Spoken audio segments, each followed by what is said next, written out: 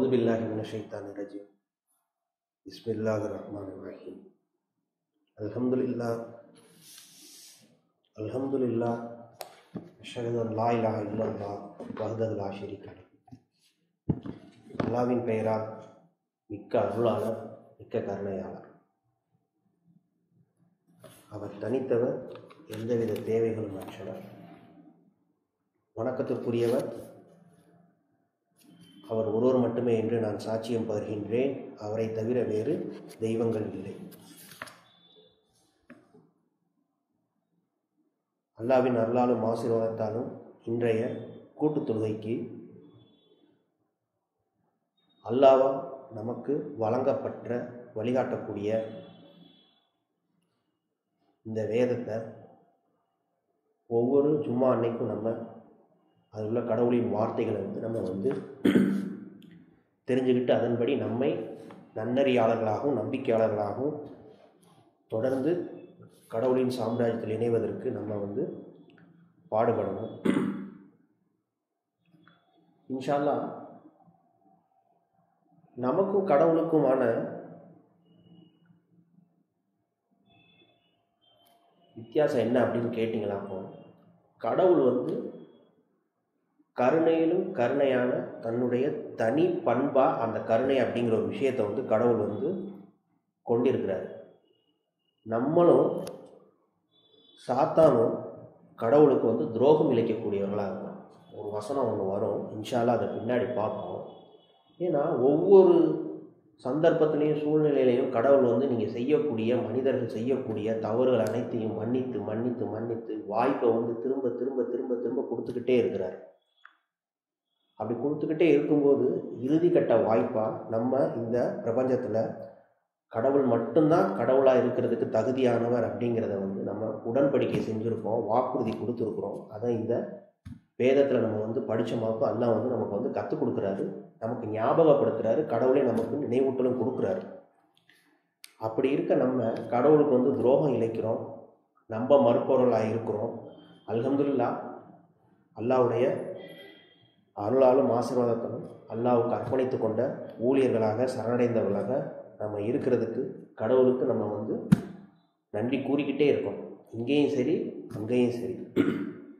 ஏன்னா கடவுளின் நாட்டம் இல்லை அப்படின்னு சொன்னால் நம்ம நம்பிக்கையாளர்களாகவோ சரணடைந்தவர்களாகவோ இருக்க முடியாது. அதை தான் நம்மளுடைய இரட்சகர் என்ன சொல்கிறார் அப்படின்னா, 10வது அத்தியாயத்தில் 99, 100, 101 சொல்கிறாரு இரட்சகர், உம்முடைய இரட்சகர் நாடி இருந்தால் பூமியில் உள்ள எல்லா மக்களும் நம்பிக்கை கொண்டு விட்டிருப்பார்கள். நம்பிக்கையாளர்கள் ஆகுமாறு மக்களை நிர்பந்திக்க நீ விரும்புகின்றீரா? அதாவது அல்லாஹ் நாடி இருந்தால் இந்த பூமியில் உள்ள எல்லா மக்களுமே ஒரே கொள்கையிலையும் கோட்பாடுலையும் இருந்திருப்போம் அப்படிங்கிற விஷயத்த சொல்கிறாரு. நம்பிக்கையாளர்கள் ஆகுமாறு மக்களை நிர்பந்திக்க நீ விரும்புகின்றீர்களா? நம்ப மறுப்பவர்கள் கட்டம் கட்டப்படுகின்றனர்.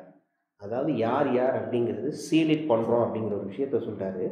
கடவுள் நாட்டத்திற்கு ஒப்பவே தவிர எந்த ஆத்மாவும் நம்பிக்கை கொள்ள இயலாது. கடவுளின் நாட்டத்திற்கு ஒப்பவே தவிர எந்த ஆத்மாவும் நம்பிக்கை கொள்ள இயலாது. ஏனெனில் புரிந்து கொள்ள மறுப்பவர்கள் மீது அவர் ஒரு சாபத்தை வைத்து விடுகின்றார். தொடர்ந்து 101 சொல்கிறாரு, கூறும் வானங்களிலும் பூமியில் உள்ள அனைத்து அத்தாட்சிகளையும் கவனித்து பாருங்கள்.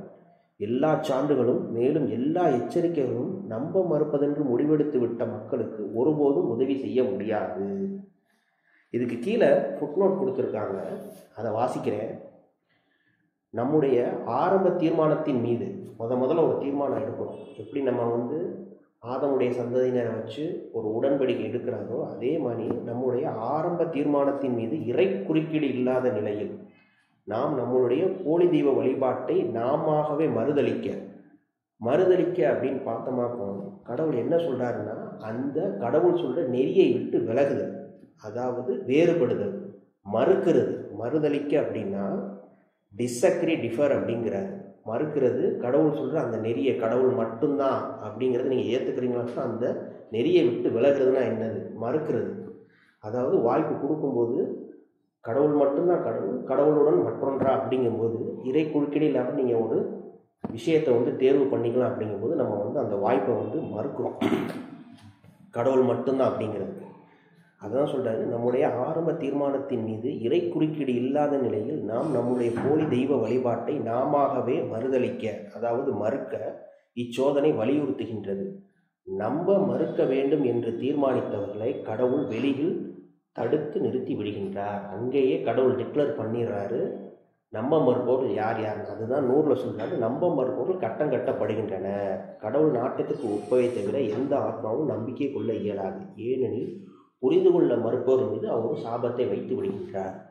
இப்போ என்னன்னா, கடவுள் எவ்வளோ கருணையாளராக இருக்காங்கிறது திரும்ப திரும்ப நமக்கு வாய்ப்புகள் கொடுத்துக்கிட்டே இருக்கிறார். பாருங்களேன், இங்கே படைச்சிடுறாரு, படைச்சிட்டு இங்கேயும் திரும்ப வேதத்தை கொடுக்குறாரு. வழிமுறையே இல்லாத, வழிகாட்டல் இல்லாத ஒரு காலகட்டத்தில் ஒரு வேதத்தை கொடுக்குறாரு, நபியை கொடுக்குறாரு, தூதர்களை கொடுக்குறாரு. கொடுத்துட்டு மறுபடியும் நம்மளுடைய ஆன்மாவை மீட்டுக்கிறதுக்கு கடவுள் வாய்ப்புகள் கொடுத்துக்கிட்டே தான் இருக்கிறாரு.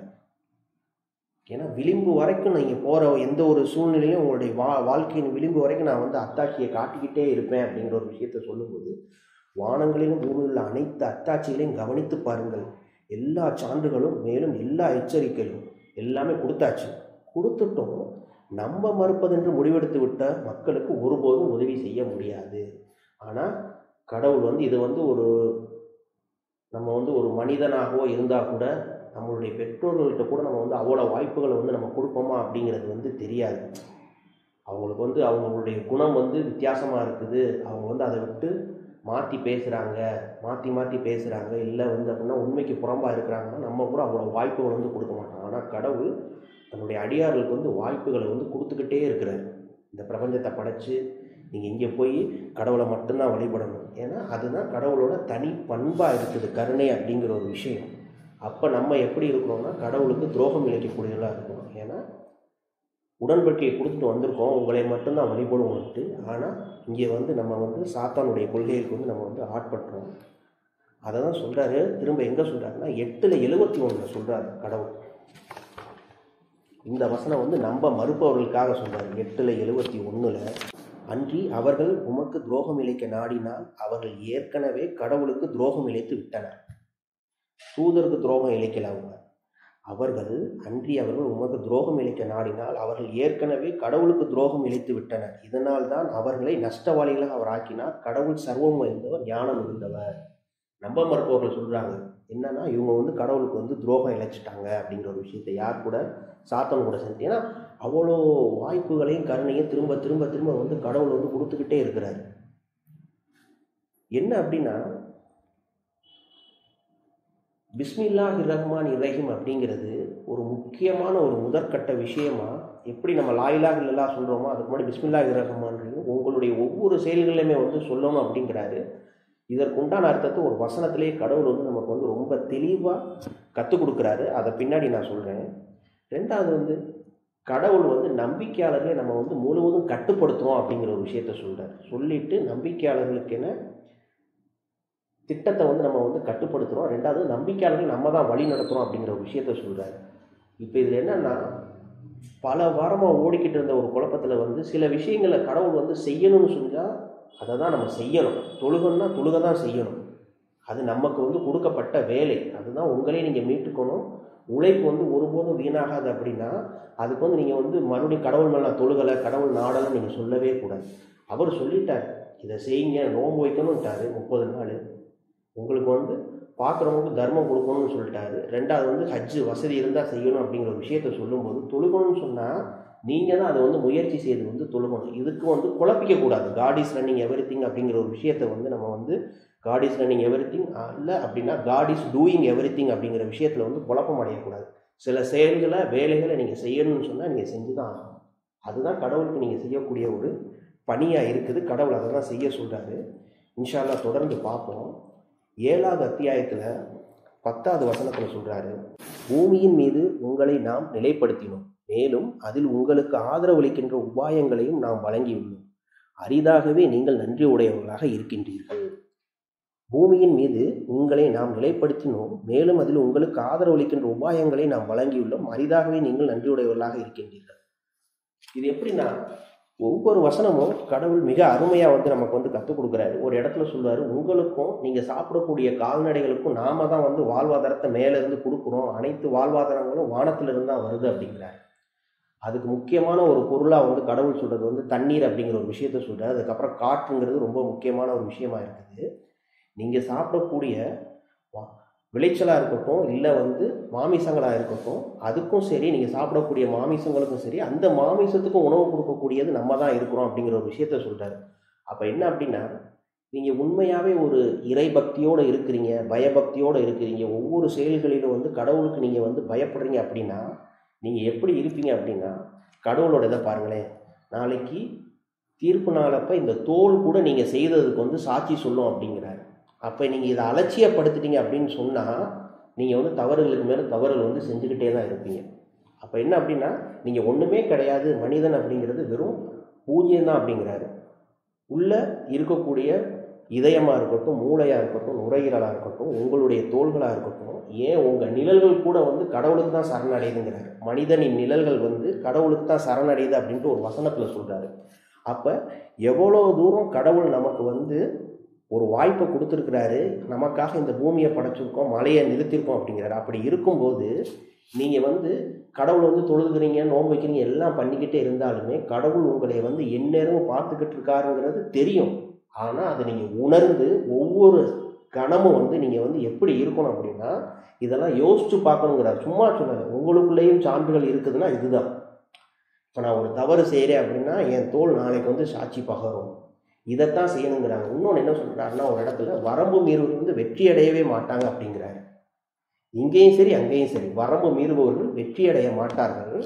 உண்மையான இறை பக்திங்கிறது, பயபக்திங்கிறது, நீங்கள் இறைஞ்சிறீங்க அப்படின்னா கடவுளுக்குன்னா இதெல்லாம் செய்யக்கூடாதுன்னு சொன்னால் அதை வந்து நீங்கள் வந்து எந்த அளவுக்கு வந்து கடவுளுக்கு வந்து சொல்கிறத வந்து கேட்டு கட்டுப்பட்டு நன்னறிவுடையவர்களாக இருக்கிறீங்களோ அதுதான் உங்களுடைய உண்மையான பயபக்தியாக இருக்கும். அதுதான் உண்மையான ஆன்மாவின் பலமாகவும் இருக்கும் அப்படிங்கிற ஒரு விஷயத்தை வந்து கடவுள் வந்து கற்றுக் கொடுக்குறாரு. தொடர்ந்து அதிலே 19வது வசனத்தில் சொல்கிறாரு, 7லேயே, ஆதமே, உம்மை பொறுத்தவரை உம்முடைய மனைவியுடன் சுவனத்தில் வசித்திருப்பீராக, மேலும் அதிலிருந்து நீங்கள் விரும்பியவாறு உண்ணுங்கள், ஆனால் நீங்கள் பாவத்தில் வீழ்ந்து விடாதிருக்கும் பொருட்டு இந்த ஒரு மரத்தை நெருங்காதீர்கள் அப்படிங்கிறார். என்னன்னா, கடவுளை பாருங்களேன், அந்த ஒரு மனிதனை படைச்சு அங்கேயும் ஒரு சூழ்நிலையை வந்து அழகான ஒரு சூழ்நிலையை தான் கொடுக்குறாரு. கொடுத்துட்டு அங்கேயும் வந்து இந்த ஒரு மரத்தை நெருங்காதீர்கள் அப்படிங்கிற ஒரு விஷயத்தை சொல்லும்போது நம்ம வந்து மனிதன் வந்து திரும்ப திரும்ப திரும்ப வந்து அந்த கடவுள் அல்லாத மற்ற கடவுள் இணை தெய்வங்களோட செயல்களுக்கும் பேச்சையும் கேட்டு வந்து மனிதன் வந்து தனக்கே தீங்கிழைச்சு கொள்கிறான். இதை ஏன் சொல்கிறேன் அப்படின்னா, போன வாரம் வந்து நம்ம சொல்லும்போது, போன வாரத்துக்கு முந்தின வாரம் வந்து பொறுமை, சகிப்புத்தன்மை அப்படிங்கிற விஷயத்த சொன்னோம். அது எப்படி அப்படின்னா, நம்மளுடைய பெற்றோர்களுக்கே வந்து நம்ம வந்து சரியான வழியில் இல்லைன்னா, நம்ம வந்து நேரான வழியிலன்னா பாவம் பண்ணிக்க கூடாது, அதை பற்றி கவலைப்படக்கூடாது அப்படின்ட்டு இப்ராஹிம் வசனத்தை வச்சு சொன்னோம். இன்னொன்று பொறுமைக்கு நீங்கள் 12வது அத்தியாயத்தில் யூசுப்பில் பார்த்தீங்க அப்படின்னா, யூசுப்போட தந்தையை பற்றி சொல்லுவார். அவங்க வந்து அது சூழ்ச்சி செஞ்சுட்டு சொல்லும்போது அவர் வந்து எதுவுமே கோபமோ எதுவுமே அடைய மாட்டார். என்னுடைய பிரச்சனையை நான் அல்லாட்ட முறையிடுறேன், நான் இறையங்கிறதுனா அல்லாட்ட மட்டும்தான். திரும்ப மறுபடியும் அதே ஒரு நிகழ்வு நடந்து அது வேற ஒரு இடத்துக்கு போகும்போது அவருடைய தம்பியை திருடன்னு சொல்லும்போதும் அப்பையும் அவர் வந்து வார்த்தைகளை வந்து விடவே மாட்டார். அப்பையும் அவர் சொல்கிற ஒரே வார்த்தை, நான் என்னுடைய பிரச்சனை அல்லாட்ட முறையிட்டுக்கிறேன், என்னை படைத்த என்னுடைய ரட்சகரை நான் சொல்கிறேன், இப்பையும் நான் கை கொள்ளக்கூடிய ஒரே விஷயம் வந்து பொறுமை மட்டும்தான் அப்படிங்கிறது. இது எத்தனை பேருக்கு கிடைக்கும் இந்த பொறுமை அப்படிங்கிறது? இதுதான் வந்து உச்சமாக இருக்கும். உங்களுடைய பெற்றோர்களோ உங்களுடைய குழந்தைகளோ நீங்கள் விருப்பப்படக்கூடிய ஒரு நபரோ மனைவியோ ஏதோ இந்த மாதிரி ஒரு சூழ்நிலைக்கு வரும்போது அந்த இடத்துல வந்து இதைத்தான் நம்ம உணரணும். கடவுள் அனைத்தையும் கட்டுப்படுத்துகின்றார். ஏதோ ஒரு விஷயம் அதில் இருக்குது அப்படிங்கும்போது நீங்கள் வந்து கோவப்படுறதுக்கோ இல்லை ஆசுவாசப்படுறதுக்கோ இறைநிந்தனை பண்ணுறதுக்கோ வேலையே கிடையாது. எல்லாத்தையுமே முழுமையாக அந்த ஆன்மா என்ன செய்யணும், கடவுள்கிட்ட ஒப்படைச்சிடும். கடவுள் பார்த்துக்குருவார். என்னுடைய பிரச்சனை அனைத்தையும் என்னை படைத்த ரட்சகர் பார்த்துக்குவார் அப்படிங்கிற அந்த சிந்தனை ஏன் சொல்கிறேன் அப்படின்னா, அந்த பொறுமைக்கு சொல்கிறேன். நான் யூசுப்போட தந்தை வந்து அவ்வளோ ஒரு வார்த்தைகளை கூட விடாமல் நான் வந்து இது உங்களுடைய சூழ்ச்சியாக தான் இருக்குன்ட்டு சொல்லுவார். இதெல்லாம் வந்து கடவுள் வந்து ஒவ்வொரு வசனங்களின் மூலமாக வந்து நமக்கு வந்து கற்றுக் கொடுக்குறாரு. இன்ஷா அல்லாஹ் தொடர்ந்து ஒரே ஒரு வசனம், அதோட முதல் உரையை முடிச்சுக்கிறேன். நான் என்ன சொல்கிறாருன்னா, கடவுளின் கருணை அப்படிங்கிற ஒரு விஷயம் திரும்ப திரும்ப நான் சொல்கிறது ஆரம்பிக்கும் போது சொன்ன ஒரு விஷயம்தான், நம்பிக்கையாளர்களாலும் நன்னறியாளர்களும் அடையப்படையக்கூடியதாகவே இருக்குது. நீங்கள் நம்பிக்கையாளராக நன்னறியாளராக இருந்தீங்கன்னா கடவுளின் கருணைங்கிறது உங்களுக்கு கண்டிப்பாக கிடைக்கும். கடவுளோட சாம்ராஜ்யத்தை நீங்கள் இங்கிலே வந்து உணரலாம், அனுபவிக்கலாம் அப்படிங்கிற ஒரு விஷயத்த நம்ம பல முறை சொல்லியிருக்கிறோம். இருந்தாலும் என்ன அப்படின்னா, அல்லாஹ் வந்து அதை வந்து வசனத்தின் மூலமே சொல்லி, என்னுடைய கருணை அப்படிங்கிறது நன்னறியாளர்கள் அடையப்படக்கூடியதாகவே உள்ளது அப்படிங்கிற ஒரு விஷயத்தை வந்து கடவுள் வந்து நமக்கு வந்து கற்றுக் கொடுக்குறாரு. அப்போ என்ன அப்படின்னா, நம்மளுடைய உடன்படிக்கையை மீறாமல் இருக்கணும். ரெண்டாவது வந்து மனிதன் வந்து ரொம்ப பலகீனமானவனாக இருக்கிறான், ஆனால் கடவுளுக்கு துரோகம் இழைக்கக்கூடிய அதுதான் சொல்கிறாரு, நம்ப மறுப்பொருள் கட்டம் கட்டப்படுகின்றன. ரெண்டாவது வந்து நம்ப மறுப்பொருள் யார் என்பதை முன்னாடியே எனக்கு தெரியும். அப்படி இருந்து திரும்ப கருணை அப்படிங்கிற ஒரு விஷயத்துக்கு வேதத்தை கொடுக்குறாரு, தூதர்களை கொடுக்குறாரு, அத்தாட்சியை கொடுக்குறாரு, அற்புதத்தை கொடுக்குறாரு. எல்லாத்தையுமே கடவுள் வந்து உன்னை வந்து நான் வந்து மீட்டுக்கிறதுக்கு வாய்ப்பை கொடுத்துக்கிட்டே இருக்கேங்கிறாரு. அவர் வந்து சளைக்கிறதே கிடையாது. ஏன்னா கடவுளோட தனி பண்பு அது இருக்குது. அதனால இந்த விஷயத்தை வந்து நம்ம அலட்சியப்படுத்தாமல் எடுத்துக்கணும். எப்படி அப்படின்னா, ஏற்கனவே சொன்ன மாதிரி தான் ஃபெரோன் மாதிரி இருந்துடக்கூடாது. கடைசி நேரத்தில் போய் நான் வந்து அந்த இறைவனே, மோசஸோட இறைவனே நான் ஏற்றுக்கிறேன் அப்படிங்கிற விஷயமே இருக்கவே கூடாது. இன்ஷா அல்லாஹ் தொடர்ந்து பார்ப்போம். நம்மளுடைய ஆதி பாவத்திற்காக அல்லாஹ்விடம் பாவம் மன்னிப்பு கேட்போம். தூபு இலலாம். அல்ஹம்துலில்லாஹ், அஷ்ஹது அன் லா இலாஹ இல்லல்லாஹ் வஹ்தஹு லா ஷரீக லஹ், பிஸ்மில்லாஹிர் ரஹ்மானிர் ரஹீம். அல்லாஹ்வின் பெயரால் மிக்க அருளாளர், மிக்க கருணையாளர். அவர் ஒருவர் மட்டுமே கடவுள் என்று நான் சாட்சியம் பார்க்கின்றேன். இன்ஷா அல்லாஹ் தொடர்ந்து பார்ப்போம். 7வது அத்தியாயத்தில் 24, 26 சொல்கிறாரு. அவர் கூறினார்,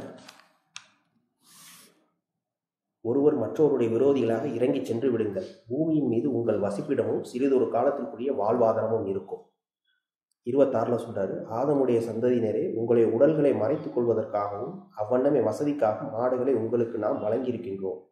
ஆனால் மிகச்சிறந்த ஆடையாவது நன்னறி எனும் ஆடையே ஆகும். இவை கடவுளின் அத்தாட்சிகளில் சில ஆகும். அவர்கள் கவனத்தில் எடுத்துக்கொள்ளும் பொருட்டு. அதாவது ஒருவருக்கு ஒருவர் விரோதிகளாக கீழே இறங்கிருங்க அப்படிங்கிறார். அங்கேயே சொல்லிடுறாரு.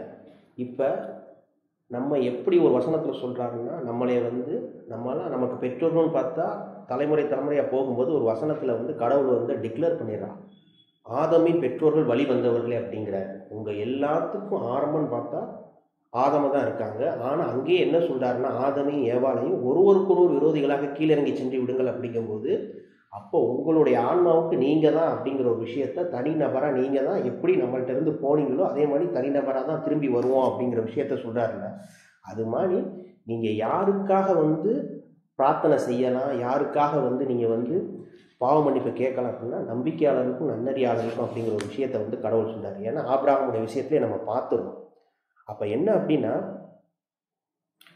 கடவுளின் கருணை அப்படிங்கும்போது அப்போ நீங்கள் வந்து இதெல்லாம் ஏன் கடவுள் செய்கிறார் அப்படின்னா, அதுக்கு ஒரு விஷயத்தில் சொல்கிறார், உங்களையெல்லாம் ஒரே கூட்டமாக என்னால் ஆக்கியிருக்க முடியும், ஆனால் அதுக்கும் தக்க காரணம் இருக்குது. நீங்கள் அப்பயும் உண்மையை வந்து தர்க்கித்துக்கு தான் இருப்பீங்க அப்படிங்கிற ஒரு விஷயத்தை வந்து கடவுள் வந்து நமக்கு வந்து கற்றுக் கொடுக்குறாரு. உங்களையெல்லாம் ஒரே இதாக ஆக்கியிருக்கலாம், ஆக்கியிருந்தாலுமே நீங்கள் உண்மையை வந்து தர்க்கம் செய்யக்கூடியவர்களாக தான் இருந்திருப்பீங்க அப்படிங்கிற ஒரு விஷயத்தையும் கடவுள் நமக்கு வந்து கற்றுக் கொடுக்குறாரு.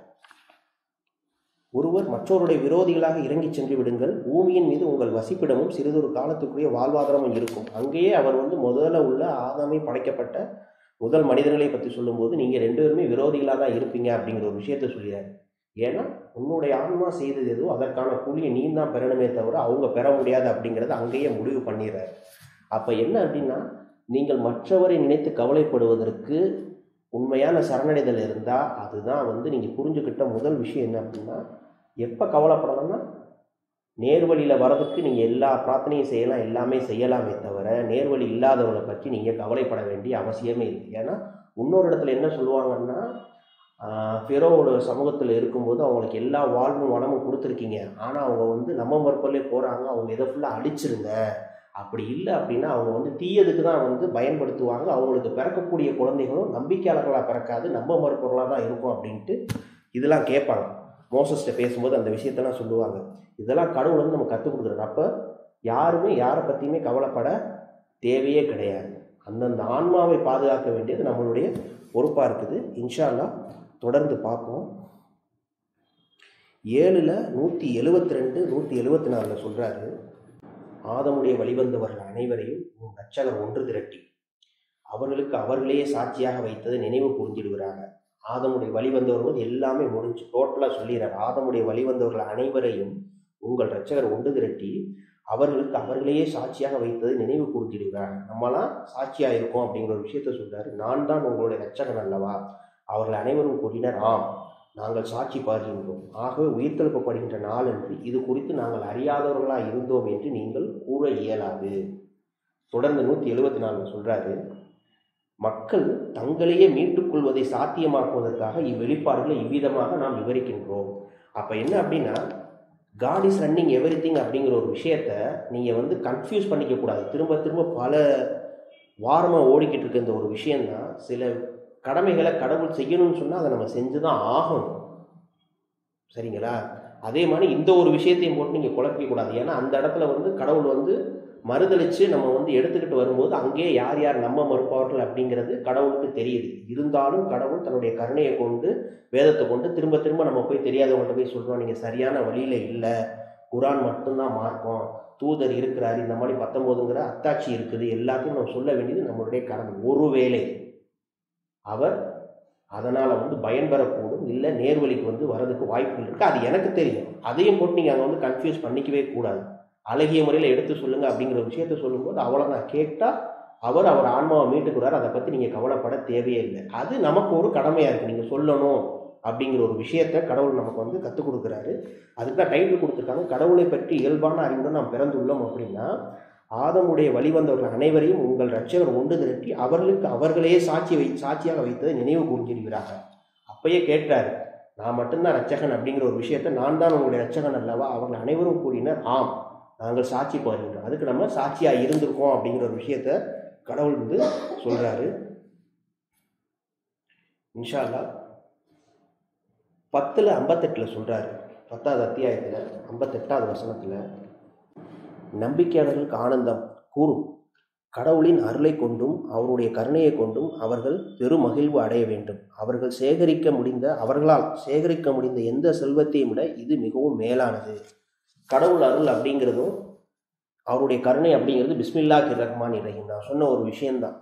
நீங்கள் என்னென்னலாம் உங்களுடைய செயல்களை செய்கிறீங்களோ அந்த விஷயத்தை நீங்கள் தொடர்ந்து சொல்லிக்கிட்டே இருக்கிறீங்க, அதை நினைவு கூர்ந்து கொண்டே இருக்கிறீங்க, எல்லாமே கடவுள் தான். அப்படிங்கும் போது நான் சொன்ன ஒரு விஷயந்தான், நீங்கள் என்ன தவறு செய்தாலுமே கடவுள் அனைத்தையும் பார்க்கக்கூடியவராக இருக்காரு, செவியேற்கக்கூடியவராக இருக்க, உள்ளார்ந்த எண்ணங்களை அறியக்கூடியவராக இருக்கிறாரு. ரெண்டாவது இரு பக்கமும் மலக்கள் உங்களுடைய நன்மை தீமைகளை எழுதிக்கிட்டே கால்குலேட் பண்ணிக்கிட்டே வராங்க. அப்படிங்கிற ஒரு விஷயத்துக்கு நீங்கள் உண்மையாக இறையஞ்சி அப்படி இருக்கிறீங்க அப்படின்னு சொன்னால் நீங்கள் கண்டிப்பாக பிஸ்மில்லாஹிர் ரஹ்மானிர் ரஹீம் அந்த சாராம்சத்துக்கு கீழே லா இலாஹ இல்லல்லாஹ் எப்படி இருக்குதோ அதே மாதிரி இந்த விஷயத்துக்குள்ளே வரும்போது உங்களுக்கு ஆனந்தம் அப்படிங்கிறது கண்டிப்பாக இருக்குது அப்படிங்கிற ஒரு விஷயத்த சொல்கிறாங்க. கூறும், கடவுளின் அருளை கொண்டும் அவருடைய கருணையை கொண்டும் அவர்கள் பெருமகிழ்வு அடைய வேண்டும்.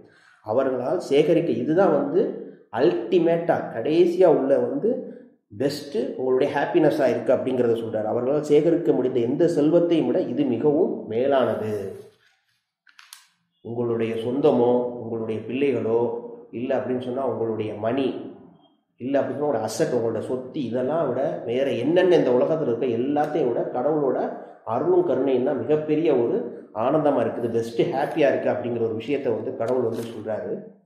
இன்ஷா அல்லாஹ் ஒரே ஒரு விஷயம் அதோட முடிச்சுக்கிறேன். உடைய ஆதமுடைய சந்ததியினரே, சுவனத்திலிருந்து உங்களுடைய பெற்றோர்கள் வெளியேற்றப்படவும் மேலும் அவருடைய உடல்கள் வெளிப்படுத்தப்படுவதற்காக அவருடைய ஆடைகள் நீக்கப்படவும் காரணமாகிய போது அவன் செய்ததை போல் உங்களையும் சாத்தான் ஏய்த்துவிட நீங்கள் அனுமதிக்காதீர்கள். அவனும் அவனுடைய வம்சத்தரும் உங்களை பார்க்கின்றனர், அதே சமயம் நீங்களும் அவர்களை பார்ப்பதில்லை. நம்பிக்கை கொள்ளாதவருடைய தோழர்களாக சாத்தான்களை நாம் நியமித்து விடுகின்றோம். இது நம்ம மறுப்பவர்களுக்கு மட்டுமல்ல, எந்த ஒரு சூழ்நிலையிலுமே நம்ம இதை தெரிஞ்சுக்கிட்டும் அதன்படி நம்ம நினைவூட்டல் பட்டிக்கிட்டே இருந்தால் மட்டும்தான் நம்ம இந்த சரணடைதலில் இருந்து வெளியேற மாட்டோம். அதுதான் உறுதிப்பாடு அப்படிங்கிற ஒரு விஷயத்தை சொல்கிறாரு. ஆதமுடைய சந்தனை சுவனத்திலிருந்து உங்களுடைய பெற்றோர்கள் முடிச்சிடறாரு.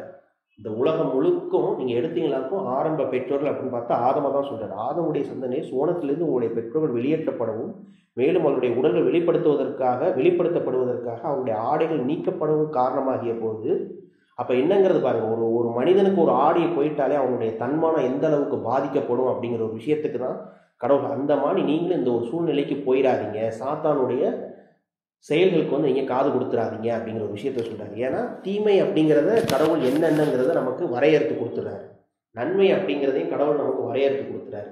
இதைத்தான் செய்யணுங்கிறாரு, இதை செய்யக்கூடாது அப்படிங்கிறாரு. என்ன சொல்றாருன்னா, நம்பிக்கையான ஆண்களும் பெண்களும் என்ன செய்வாங்கன்னா, நன்மையை செய்து தீமையை வந்து தடுப்பாங்க. நம்ப மறுப்பவங்க நயவஞ்சர்கள் என்ன பண்ணுவாங்கன்னா, தீமையை கொண்டு நன்மையை வந்து மறப்பாங்க. அப்போ நம்மளுடைய வேலை என்னன்னா, நன்மையை மட்டும் செய்யணுங்கும் போது நீங்கள் வந்து அந்த பயபக்தியும் கடவுள் மீது கொண்ட இறையஞ்சுதல் இருந்தால் மட்டுமே நீங்கள் வந்து இந்த நன்னறியான விஷயங்களை செய்யும் போது இந்த மகிழ்வு அப்படிங்கிற ஒரு விஷயம், அதாவது பெஸ்ட் ஹாப்பி அப்படிங்கிறது வந்து நமக்கு வந்து கிடைக்கக்கூடிய ஒரு விஷயமா இருக்கும். இதுக்கு நீங்கள் என்ன பண்ணணும்னா, இந்த மாதிரி குரானோட தொடர்ந்து ஒவ்வொரு வசனத்தையும் நல்ல ஆழமாக யோசித்து நம்ம அதன்படி யோசித்து பார்த்தோம் அப்படின்னா, திரும்ப திரும்ப நீங்கள் இந்த குரானோட தொடர்பு கொள்ளும்போது என்ன ஆகும் அப்படின்னா, இந்த மாதிரி வந்து உங்களுக்கு சந்தேகத்துக்கே இல்லாத ஒரு சூழ்நிலையை கொண்டு வரும். கண்டிப்பாக மனிதனுக்கு சந்தேகம் வரும். ஒரு வசனங்கள் பார்க்கும்போது வரும். அதை நம்ம தெளிவுபடுத்திக்கணும். ஏன்னா நம்ம பலகீனமாக தான் இருக்கோம். அதைத்தான் வந்து சொல்கிறார். என்ன அப்படின்னா, நீங்கள் ஒரு நாளைக்கு ஒரு பக்கமாவது இந்த குரானோட தொடர்பில் இருங்க அப்படிங்கிற ஒரு விஷயத்தை சொல்லும்போது நம்ம திரும்ப திரும்ப நம்ம படைக்கப்பட்டதின் நோக்கமே கடவுளை மட்டும் வழிபடுவதற்காகவும், ரெண்டாவது வந்து இந்த குரானை வந்து படித்து நம்ம வந்து நம்முடைய ஆன்மாவை பலப்படுத்துறது, அதுதான் வந்து உண்மையான பலமாக இருக்குது அப்படிங்கிற ஒரு விஷயத்த சொல்கிறாரு. இன்ஷால்லா நம்ம ஒவ்வொரு ஜும்மாலையும் எல்லாரையும் சொல்கிறோம், குரானோட தினமும் தொடர்பில் எத்தனை பேர் இருக்கிறீங்க அப்படிங்கிறது தெரில. ஆனால் நீங்கள் அதுக்கு திரும்பவும் நான் சொல்கிற ஒரு விஷயந்தான், உங்களை நீங்கள் கண்டிப்பாக கட்டாயப்படுத்தி தான் ஆகணும். ஃபோனில் எடுத்து நீங்கள் படுத்துக்கிட்டே கூட ஒரு 10 வசனங்கள் 15 வசனங்கள் பார்க்கலாம். நீங்கள் அதை செஞ்சிட்டீங்க அப்படின்னு சொன்னால் உங்களுடைய இந்த வாழ்வாதாரங்கள் தேட போக மிச்சமாக இருக்கிற நேரத்தில் கண்டிப்பாக நீங்கள் குரானோட வந்து கண்டிப்பாக தொடர்பில் வந்து அது செய்ய செய்ய அது நன்மையான விஷயம் பக்கம்தான் உங்களை வந்து அது இழுத்துட்டு போகும். பாசிட்டிவ் வைப்ரேஷன் அப்படிங்கும்போது அது உங்களைய அல்லாஹ் வந்து அழகாக அது வந்து கொண்டு போய்கிட்டே இருப்பார் இன்ஷா அல்லாஹ். அதனால் கண்டிப்பாக நம்ம பெஸ்ட் ஹாப்பி அப்படிங்கிறது வந்து கடவுளுடைய கட்டளைகளையும் கடமைகளையும் செய்வதன் மூலமாக அது மட்டும்தான் நம்மளால் வந்து அடைய முடியும் இன்ஷா அல்லாஹ். தினமும் குரானோட தொடர்பு இருக்கிறதுக்கு நம்ம வந்து கட்டாயப்படுத்திக்கணும். ஹக்கீம் சொல்லலாம்.